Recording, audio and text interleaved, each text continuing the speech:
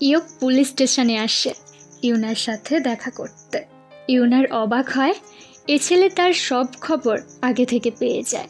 ইয়ক ইউনারের সাথে ডিনার করতে চায়। ইউনার বলে, আমি তোমার ব্যাপারে ইনভেস্টিগেশন করেছি। ইয়ক বলে, তাই নাকি? মনে হয় আমার প্রতি তোমার ইন্টারেস্ট আছে।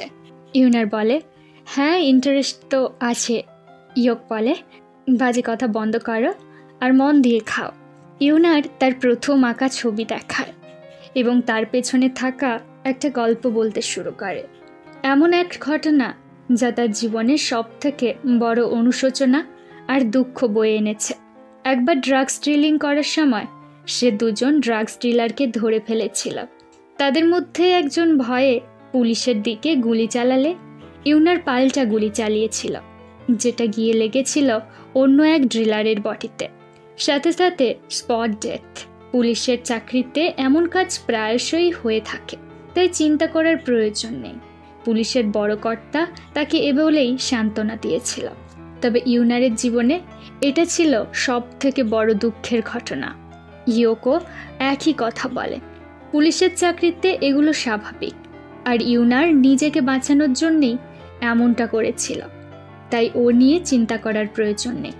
সকালে শিন ফয়েটকে নিয়ে আশপাশটা ঘুরে দেখায়। শিন জলের উপর থাকা 3 মাথার একটা উঁচু স্তম্ভ দেখায়। গুম্পা এখানে শিনকে ট্রেনিং করাতো। শিন এক লাফে স্তম্ভের উপরে চলে যায়। এবার সে ফয়েটকেও নিজের দিকে ডাকে। ফয়েট বলে, ওটা অনেক দূরে আছে। শিন তাকে সাহস দেয়। ফয়েটও দেয় একটা লাফ আর সোজা গিয়ে পড়ে শিনের ওপর। শিন বলে, হেরে গেছো তুমি।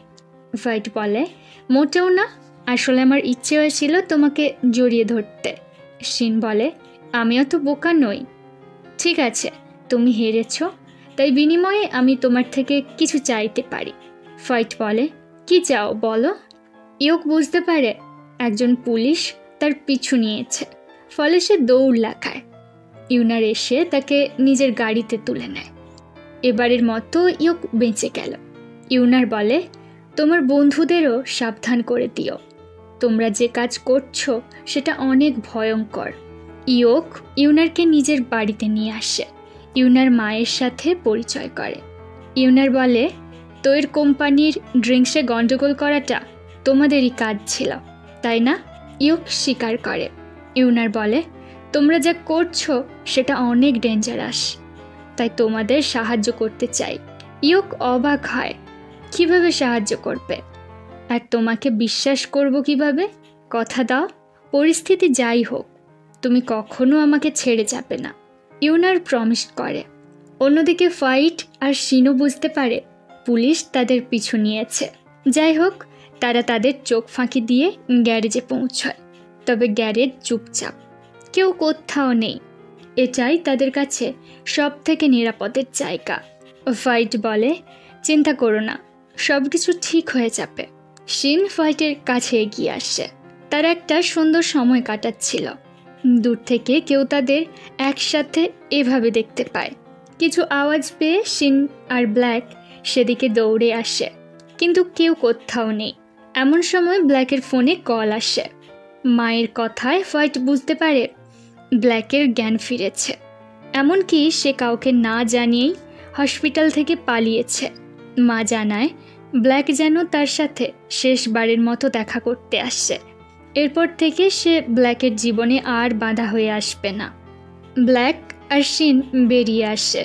বাইরে নামও দাঁড়িয়ে। ফাইট চলে যায়।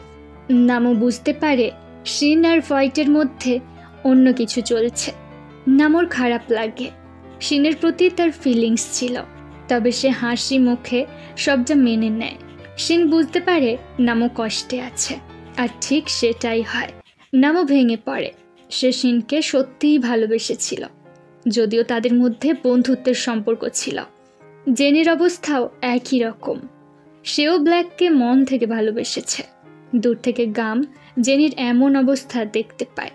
ফাইট দেখে তার ডর্মের নিচে কয়েকজন পাহারা দিচ্ছে। পেছন দেওয়াল টপকে রুমে পৌঁছে দেখে ভেতরে সব কিছু লণ্ডভণ্ড। এমন সময় পেছন থেকে কেউ তাকে চেপে ধরে। ফাইটও ফাইট ব্যাক করে। হঠাৎ আক্রমণকারী হোয়াইটের নাম ধরে ডাকে। এটা ব্ল্যাক। হোয়াইট স্তম্ভিত। অবশেষে ব্ল্যাকের জ্ঞান ফিরেছে। হোয়াইট বলে, ভাই কেমন আছিস? ব্ল্যাক বলে, এখনো ছোটবেলার মতো ছিচকাদুনে আছিস। কথায় কথায় তোর চোখে জল চলে আসে। দুই ভাই একে অপরকে জড়িয়ে ধরে। হোয়াইট কান্না করছে আর ব্ল্যাকও নিস্তব্ধ। ব্ল্যাক বলে, আমার মতো ড্রেস আপ করেছিস? এতদিন কি আমার পরিচয় ছিলে? হোয়াইট পুরো ব্যাপারটা খুলে বলে, যা শুনে ব্ল্যাক দেয় একটা চড়।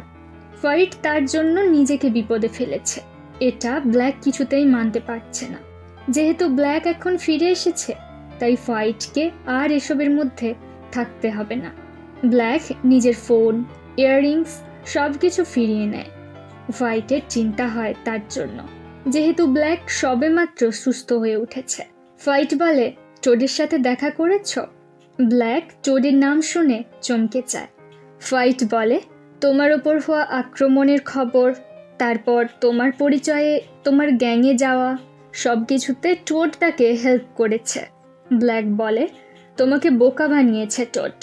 আমার ওপর অ্যাটাক করিয়েছে টোড নিজেই। ব্ল্যাকের এমন অবস্থার জন্য একমাত্র টোড দায়ী। হোয়াইট বুঝতে পারে সে কত বড় ভুল করে ফেলেছে।